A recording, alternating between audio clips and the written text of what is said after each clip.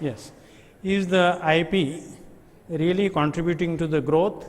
So I'll be speaking on behalf of the audience.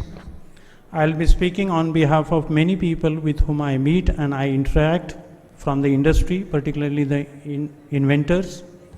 So my questions are not really my questions, but I am really talking on behalf of them. There are few statements I would like to make based on what we heard in the morning and based on what I saw in one of the report which was published by ICC, that is somewhere in 2011 and 12. These statements are very important, but let me tell you very clearly that we are talking of the IP in the context of major IP which are important for the industry, that is patents, design, copyright, know-how or trade secrets, and lastly the trademark. I believe that trademark acquires a lot of value because of the first four things: patents, copyright, know-how and design. They cannot be ignored. I'll be giving about 10 to 12 minutes to each of the participants, and at the end of this session we will be having question answers from the audience as well as from me. Quickly, I will just take some statements. Now, whether the IPR and the growth, are they correlated? We all know that IP is necessary for the continuation or for the growth of the company, but is it necessary to take the rights? Is it necessary to invest in acquiring the rights against the IP? And that is very important to note. We also know that IPR causes growth, or IPR is stimulating the growth in terms of economy as far as the nation is concerned.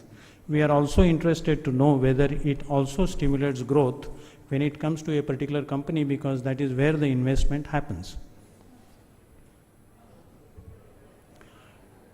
IPR and SMEs.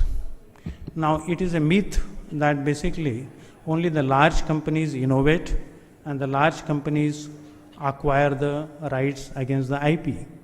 But the studies shows that SMEs are taking leads, and they are almost 2.4 times productive per person or per employee in creating the IP and in getting the IP rights.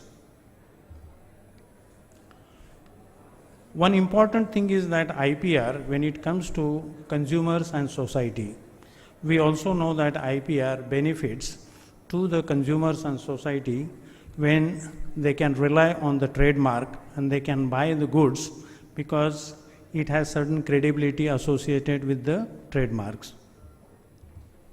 Now, some of the statistics we also heard in the morning that copyright industry is a big industry and different countries have different contribution to the GDP and employment which is contributed by the copyrights. In terms of the trademarks, we heard in the morning, and I am going to repeat the same thing third times, that the top 10 brands are valued for more than $25 billion. In terms of patents, somewhere the survey has showed that if you have the patent rights, you can command on an average between 180% to 240% premium as compared to if you do not have the IPR rights for the patents. These are again some of the statistics in terms of the Bayh-Dole Acts in the US. It was said that basically when the public funded research institutes were allowed to patent, this is some of the statistics that almost 3,000 patents were filed, 5,000 new licenses were granted, 595 new companies were formed, and 648 new products came out in 1 year. In terms of SMEs, as I talked to you, that they are 2.4 times more innovative than the large companies. There is also another survey that in the European Union, it is said that SMEs, if they have the IPR, it contributes almost 10% greater turnover, market share, and employment growth. This is the corresponding graph.